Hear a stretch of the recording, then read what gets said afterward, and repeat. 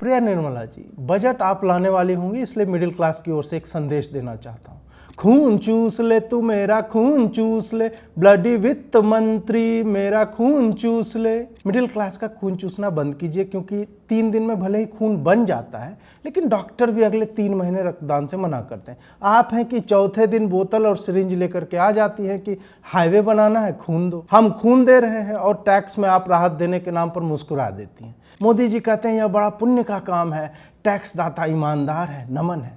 निर्मला जी, इस नमन, पुण्य और ईमान की वाहवाही से तो हमारे बच्चों की स्कूल की फीस या माता पिता की सेवा तो संभव नहीं है। आपने बचत के पैसों पर भी टैक्स लगा रखा है। आपके बैंक में पैसा रखते हैं तो वार्षिक इन्फ्लेशन से कम ब्याज मिलता है, शेयर में लगाते हैं तो 30% आप ले लेंगी। 12 लाख तक यदि टैक्स फ्री नहीं किया जाता है तो टायर 3 नगरों में भी रहने वाले अपने बच्चों के भविष्य को स्वयं से एक स्तर तक नहीं ले जा सकते। आपका टैक्सेशन मिडिल क्लास के वर्तमान को यथावत ही रखने में सक्षम है, वो ऊपर जा ही नहीं सकता। अमीर के पास चार्टर्ड अकाउंटेंट्स हैं, गरीब के पास लाभकारी योजनाएं हैं और मिडिल क्लास के पास टैक्स ही बचता है। जो IIT IIM मिडिल क्लास के लिए, आप सोचिए कि 7 लाख की वार्षिक कमाई में से 2 लाख कोचिंग फीस, बूढ़े माता पिता की चिकित्सा और अन्य बच्चों की पढ़ाई के बाद उस पति पत्नी के लिए बचता क्या है? वह बचत है पुण्य। इस पुण्य से न तो वर्तमान सधता है न भविष्य। आगे बढ़ने से पहले आप सबों से अपील करना चाहूँगा कि सब्सक्राइब कीजिए, सब्सक्राइब करवाइए, लाइक कीजिए वीडियो को, शेयर कीजिए, नोटिफिकेशन बेल दबाना बिल्कुल मत भूलिए ताकि आपको हर नए वीडियो की जानकारी मिलती रहे। आइए आरंभ करते हैं। नमस्कार दोस्तों, नरेंद्र मोदी के नई कैबिनेट का गठन हो चुका है और उसमें मोस्टली हमने देखा है कि जो बड़े बड़े मंत्रालय हैं उसमें किसी भी प्रकार का बदलाव नहीं आया है। वित्त मंत्रालय जो है निर्मला जी के ही पास है। अश्विनी वैष्णव जो है वो रेलवे मिनिस्ट्री हेड कर रहे हैं और बाकी जैसे रक्षा मंत्रालय है, होम मिनिस्ट्री है, ये सब जस के तस हैं। आज मैं जिस मंत्रालय के बारे में बात करने जा रहा हूँ वो बहुत ही महत्वपूर्ण है। यदि राष्ट्र की वृद्धि दर को देखा जाए, कोरोना के समय में वित्त मंत्रालय की परफॉर्मेंस को देखी जाए तो अनपैरेलल्ड है। पूरे विश्व में इस तरह का मैनेजमेंट आप कोविड के टाइम में नहीं देख पाएंगे जो भारत में हुआ है। और इस कारण से ऐसा नहीं है कि केवल प्राइम मिनिस्टर को इसका क्रेडिट जाता है, बट यदि आर्थिक नीतियां इस तरह की नहीं होती कि हम आत्मनिर्भर भारत की बातें करते और आपदा में अवसर की बातें करते, यहीं पे मैन्युफैक्चरिंग जो है, चाहे PPE किट्स का हो, वेंटिलेटर्स का हो, अन्य चीज़ों का एक थोड़ा सा कल्चर जो है वो आरंभ हुआ है। मैन्युफैक्चरिंग में भारत अभी कहीं नहीं है। अगर विश्व की विकसित इकोनॉमीज को देखा जाए तो उसमें हम कहीं पे भी नहीं है, फिर भी एक कल्चर दिखता है। इसके इतर ये तो राष्ट्रीय बातें हैं और जिसको देख करके हर भारतीय गौरवान्वित होता है, लेकिन एक बात जो है राष्ट्रीय से इतर व्यक्तिगत स्तर पे है, वो यह है कि हमारी टैक्सेशन इस तरह की विचित्र क्यों है। और टैक्सेशन इतनी विचित्र है कि मिडिल क्लास केवल और केवल एक ही मुहावरा लेके आता है कि हमारा रक्त चूसना बंद कीजिए निर्मला जी, क्योंकि ये और कुछ भी नहीं है। व्यक्ति जो कमाता है वो ब्लड एंड स्वेट है, उसका रक्त है, पसीना है जो बहाता है, चाहे वो ऑफिस में जाए, पूरा का पूरा स्ट्रेस अपने माथे पर लिए हुए घूमता है। 9 बजे ऑफिस पहुंचने से पहले उसको 7 बजे उठना पड़ता है, तैयारी करता है, 8-9 घंटे ऑफिस में रहता है, उसके बाद फिर वापस आता है, 1 घंटे 1.5 घंटे उसको लगता है, उसके बाद वो डिनर करता है और ऑफिस के तमाम स्ट्रेस के साथ सो जाता है। ये एक मिडिल क्लास का जीवन है, दैनिक जीवन है। इसमें उससे अपने बच्चे जो है एक तरह से बिछड़ते जाते हैं, उस पर ध्यान नहीं दे पाता है। पूरा जीवन EMIs में बीतता है, उसका एक अलग प्रेशर होता है। होम लोन ले रखा है, एजुकेशनल लोन ले रखा है बच्चों के लिए, अपना जो एजुकेशनल लोन लिया था उसको तोड़ना है। 25 तरह की EMIs वो भर रहा होता है। बुजुर्ग माता पिता है, उसका भी उसको ध्यान रखना होता है। ऐसे में जब आप टैक्स के माध्यम से स्लैब को आप बढ़ाते भी हैं तो उसमें इतना 3 और 5 लगा हुआ इफ्स एंड बट्स है कि ढंग का CA ना हो तो बेचारा बोलेगा हटाओ यार, दे दो, जितना मांग रही है सरकार दे दो। वो मान के चलता है कि हमें इतना पैसा दे देना है। और मुझे लगता है कि यह पूरे के पूरे मिडिल क्लास के लिए एक दुस्वप्न की तरह है। हम कितना भी कहते रहें कि नहीं हाईवेज बन रहा है, आईआईटीज़ बन रहा है, मैंने स्वयं कहा वो किसके लिए बन रहा है, मिडिल क्लास के लिए बन रहा है, अच्छी बात है। लेकिन उन्हीं आईआईटीज़ में पढ़ाने के लिए, उन्हीं आईआईएम्स में पढ़ाने के लिए बच्चों का जब कोचिंग के लिए भेजना होता है, उसमें उसी 5 लाख कमाने वाले मिडिल क्लास का वार्षिक आय में बता रहा हूँ, 3 लाख, 5 लाख, 7 लाख कमाने वाले व्यक्ति का जो टैक्स एग्जम्प्ट हैं, 1.5 लाख 2 लाख रुपया एक बच्चे की कोचिंग और पढ़ाई में जाता है। दूसरा बच्चा होगा, उसके बाद फिर उसके बुजुर्ग माता पिता हैं, पत्नी है, घर चलाना है, होम लोन है, एजुकेशनल लोन, ये सारा कुछ है। तो अंत में वही लगता है कि यार निर्मला जी, मिडिल क्लास का खून भी लिमिटेड है। आप हर चौथे दिन मत पहुंच जाइए, 3 दिन में खून बन जाता है देह में। तो ये मैं एनालॉजी केवल और केवल इसलिए दे रहा हूँ क्योंकि इससे क्रूड और बात हो ही नहीं सकती, क्योंकि पैसा हमारा रक्त और स्वेद ही है। और वो आप आते हैं और वो झपट्टा मार करके कि ला, ये रंगदारी है। वस्तुतः रंगदारी टैक्स बिहार उहार में चलता था, फ़ोन करके और आपका पैसा कुछ, सरकार की ये रंगदारी ही है और कुछ भी मैं नहीं देखता। देश इतना बढ़ रहा है तो उसका यार थोड़ा सा पुण्य ले लो। पुण्य ले क्या करना है भाई, नमन रहेगा आपको तो, नमन रहेगा तो नमन पे खर्चा करना पड़ेगा ना। नमन रहेगा आपका, हम बहुत सम्मान करते हैं, मोदी जी कहते हैं, सम्मान का हम क्या करें।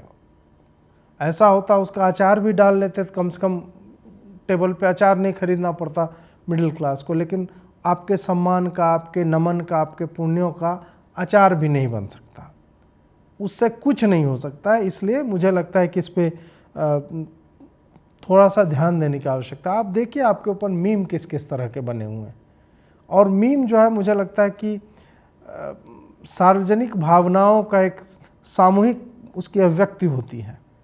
हम हंस सकते हैं कि, लेकिन यही सब रियलिटी है। कि गाय की स्थिति आप देखिए, गाय डंडा बन चुकी है। आप जो है 10-12 बाल्टी लेकर के गुड मॉर्निंग सनशाइन ऐसे करके जो है पहुंच जा रही हैं। तो ये मीम आपको देखना और समझना चाहिए। गन्ना जो होता है ना, गन्ना, उसको पेड़े जाओ, ये गन्ना है, उसको मशीन में डाले, निकाले, चपटा हो गया, वापस लाओ, फिर चपटा को दोनों गियर जो होता है उसको और लो करो, फिर डालो, वो और चपटा हुआ, फिर डालो और पेपर बन चुका है वो। उसके बाद और प्रेशर डाल के तो वो धागे उसके निकल जाते हैं गन्ने के। उसके बाद भी उस लुगदी को थर्मल पावर स्टेशन में भेजा जाता है, उससे हीट निकलेगा। मिडिल क्लास को निर्मला सीतारमण ने और नरेंद्र मोदी की सरकार ने लुगदी की तरह जो है ना कि नहीं नहीं अब क्या हुआ, मर गया, कोई बात नहीं, विद्युत शवदाह में भेजो, उससे इलेक्ट्रिसिटी थोड़ी सी जनरेट हो जाएगी। इस स्थिति में मध्यम वर्ग आपका आ गया है। यदि इस पे आप लोग कुछ काम नहीं करेंगे तो मुझे लगता है कि दिस इज़ ऑल्सो ब्रूइंग। ये जैसे अपर क्लास ने कुछ कुछ जगहों पे वो सहते सहते, उनका लॉजिक के हिसाब से मैं नहीं मानता, मैं जातिगत पॉलिटिक्स को बिल्कुल अलग तरह के, लेकिन रियलिटी यही है कि आपसे रूठे और आपको जितना डैमेज उनके वश में था उतना किया उन्होंने लिमिटेड तौर पे, लेकिन डैमेज तो हुआ है। तो आप मिडिल क्लास को भी मत खिसकाइए। टैक्स स्लैब यदि आप नहीं बढ़ाते हैं, 7 लाख कुछ भी नहीं है। ये जो टायर 2 और 3 सिटीज़ के लोग होते हैं उनके लिए 60 लाख रुपया महीना, 7,20,000 हो जाएगा वर्ष के अंत तक, वो टैक्स फ्री करना कुछ भी नहीं, इट इज़ पीनट्स। 60,000 में एक व्यक्ति जो काम कर रहा है अपने घर में और उसके घर में 6 सदस्य हैं, 2 माता पिता, 2 पति पत्नी और 2 बच्चे, और वो रेंटेड एकोमोडेशन में रहता है। बच्चों की चिकित्सा देखनी है, बच्चों का एजुकेशन देखना है, बच्चों के फरमाइशें देखनी है, क्योंकि यूट्यूब घर घर में पहुंच गया है। मेरा दोस्त जो है फलाने जगह पे आया है घूम करके, मुझे जो है ये बेड चाहिए अपने घर में, पापा बंक बेड क्या होता है। इस तरह की परेशानियां जो है हर मिडिल क्लास झेल रहा है, और उसकी पूर्ति के लिए बाप अपना कलेजा काट करके देने को तैयार होता है। और ऐसे में 7 लाख का स्लैब लेके रखना, मुझे लगता है कि you are cut off from reality. भारतीय गांव की जो भी वास्तविकता है, भारतीय छोटे शहरों की जो वास्तविकता है उससे सरकार बिल्कुल ही विलग होकर सोच रही है। गरीबों के लिए आपने इतनी योजनाएं बना रखी हैं, सब कुछ गरीबों के लिए है, अमीर को उसकी आवश्यकता ही नहीं है। वो सीए को ला करके अपना टैक्स बचा लेता है, फिगर आउट करता है, फलाना ढिमका, उसके पास 75 तरह के टंटे झमेले होते हैं। मिडिल क्लास को ईमानदार का टैग लगा करके और प्रताड़ित एक तरह से किया जा रहा है। मैं आज भी कह रहा हूं कि इवन एट 12 lakhs अगर आप एग्जाम्प्ट नहीं करेंगे उसके पास कुछ नहीं बचता है। 12 लाख रुपया, मुझे लगता है कि लाख रुपया प्रति महीना एक 6 सदस्य परिवार के लिए बेयर मिनिमम है जो टैक्स के नेट से बाहर होना चाहिए। उसके बाद फिर 15 लाख, 20 लाख, 25 लाख, इस तरह के स्लैब्स आप बनाइए, 5-5% का, 3-3% का, जो भी है। और वो भी हर वर्ष रिवाइज होना चाहिए, क्योंकि हर वर्ष 10% तक एक तरह से इन्फ्लेशन जो है बढ़ता है। हमारे खर्चे बढ़ते हैं, कंजम्पशन बढ़ता है, तो उस हिसाब से आपको ये हर वर्ष रिवाइज होना चाहिए। ये थोड़ा थोड़ा करके रिवाइज कीजिए, ताकि ये ऐसा ना लगे कि मतलब 5 साल बाद 12 से क्या क्या 13 लाख तक एग्जम्प्ट है। Doesn't mean anything. 5 साल बाद आपने 1 लाख का एग्जम्पशन दिया है, तो मुझे लगता है इस पे भी देखने की आवश्यकता है।